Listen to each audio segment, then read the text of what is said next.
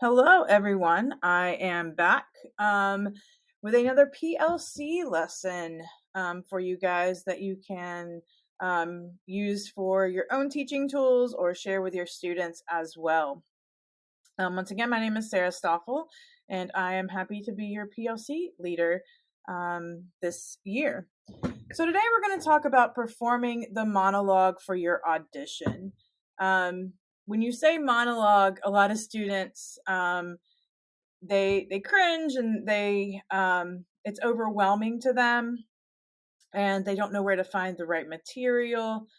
And so what I've done is I've kind of broken it down into techniques and tools that you can give your students, whether they are performing for a classroom assignment, whether they are auditioning for colleges, or for you and your advanced classes, or if you choose to do a monologue audition for your shows.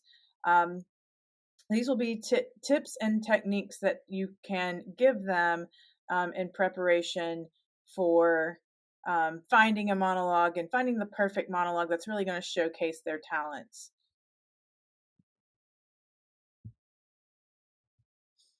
So the first step is choosing the right monologue. So I've broken it down into 10 steps that I teach my students when they are looking for a monologue, especially for college auditions and what schools don't want to see. So the first thing is choosing material that fits you right now. I've seen oftentimes that students will get monologues that they do not connect with, and they can't really understand the character. Either the character's, too old for them, or they've never really gone through that before. So finding material that they connect with is vital to their success. Um, you know, digging deep into their own personal emotions, if it's something that they've been through, and they can understand it more. And this is a big one. So the second one is choosing a monologue that is active. There are a lot of monologues out there that is the retelling of an event.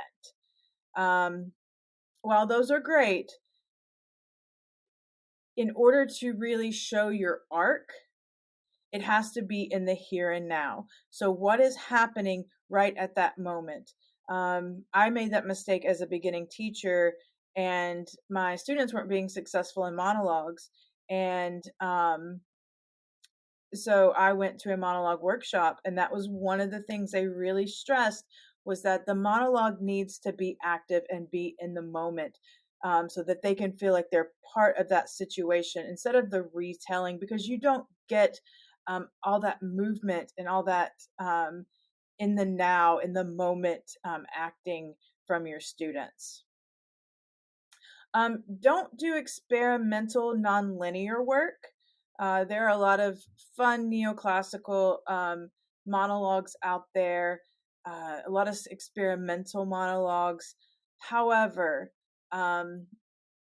if the directors do not understand the context from which that monologue is coming from, they're not going to be able to understand your choices.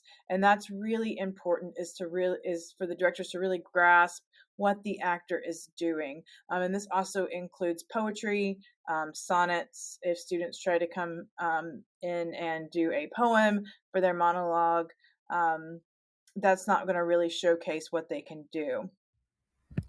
Okay, next, choose a piece that showcases your acting and not some other skill. This applies a lot with my dancers. They try to do a high movement piece to showcase like their ability to move and to be active, when really they just want to see your acting. So if you want to showcase your ability to dance, ability to juggle, whatever it is, then put that in your resume. They can read your resume and understand that. You do not have to try to find a monologue that's going to showcase another talent when you're auditioning. They just want to see the raw acting, the natural performance, and not trying to overdo something. Don't do a monologue from a production you've performed before, especially if it is on your resume and if you know the director. So if you've done the Fantastics, don't come in with the Louisa monologue. The director's going to know right away that you haven't really prepared for this audition, that you don't have a wide span of acting abilities. So make sure that you do a monologue that's fresh to you, and that is not from a production on your resume. Don't do a self-written monologue, a standalone piece, or a piece that's not from dramatic literature. Yes, that includes sonnets. So yeah, obviously don't do a self-written monologue. You want to do something from a published piece. Where this gets kind of tricky at times is when students go into monologue books. There are a ton of monologue books out there. However, they are oftentimes not from an actual play or production. They are just standalone monologues. So there is like the 101 teen monologues. Those are just standalone monologues. The playwright just wrote that monologue. There's not context around it. So be very, very careful when performing these pieces. I only allow my students to use them for classwork, for character work, and very rarely at that. More for my fundamental students, but my advanced students should be able to find a play, find a monologue from that play so that they can get the whole arc of the character instead of just in that moment. So make sure that, especially if you're going into college auditions, that you do not do a piece from a stand-alone monologue book.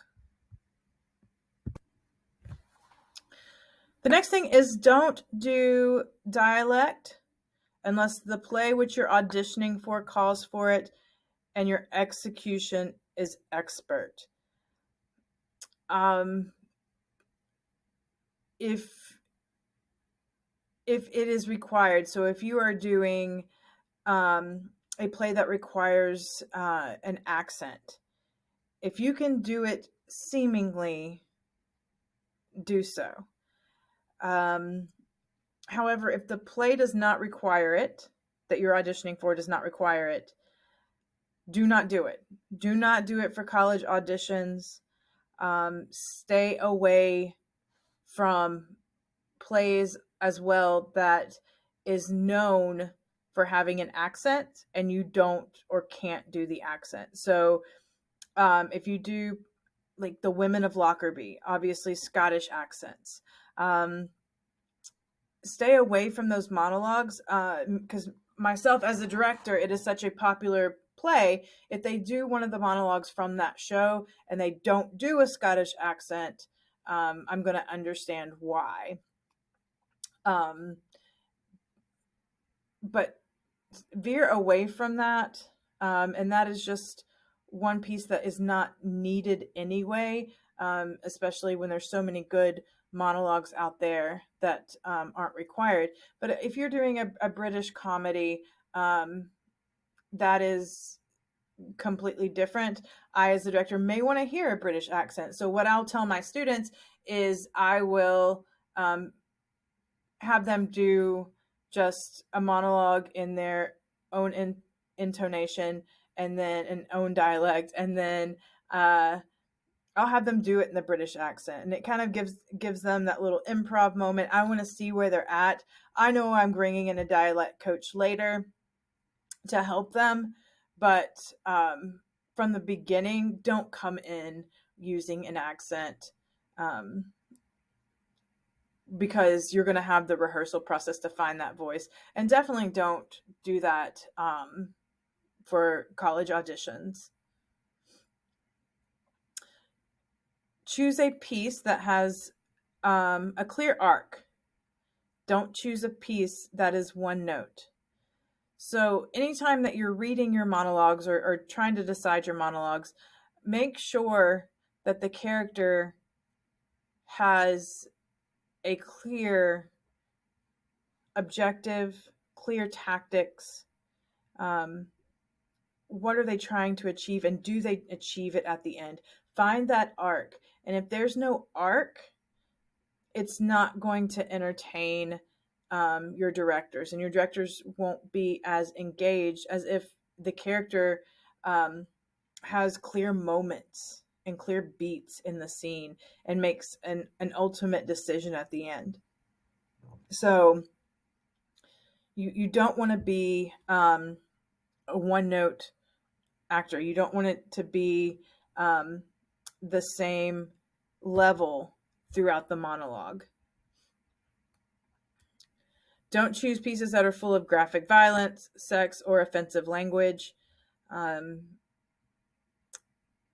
There are, this is getting trickier for high school especially. There are a lot of great monologues out there with a lot of offensive language. See where they can cut and tone down. Because you want to be careful of that, especially with monologues and it being just about the audition process and not about the character in the moment, in the context of the entire show. At times, if there's a profanity that is necessary in like one moment, like there's no other word that can happen, I will let a student maybe do it. But for the most part, 99% of the time, you cut most or all profanity, and talk of anything sexual, unless it really is important to the piece. But use your professional judgment of what is good for an audition versus what is good for maybe an in-class project. Obviously, avoid monologues that are overdone, but don't fret about it. I hear a lot of students, oh, I can't do this, is overdone, it's overdone, and I'm going to look at this list. And I instilled that in my students, definitely. But what I want you to advise your students to do is, especially if it's a dramatic piece, comedic pieces, be careful of doing monologues that are overdone. I know we all do not want to hear Christopher Durang tuna fish again.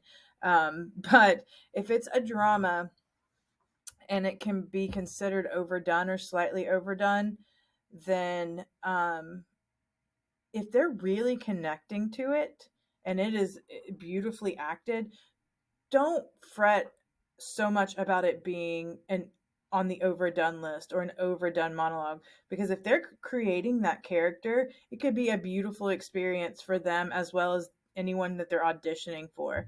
I've had 2 students do college auditions with overdone monologues that received a lot of scholarship money and a lot of college offers because they really connected to those pieces. And I knew that they would, and I still gave them an overdone monologue because I knew that they would have that connection, and the auditors they were auditioning for would understand that character. So avoid it if possible, but if you have a student that can really connect on a level of professionalism with that monologue, then don't fret over the list.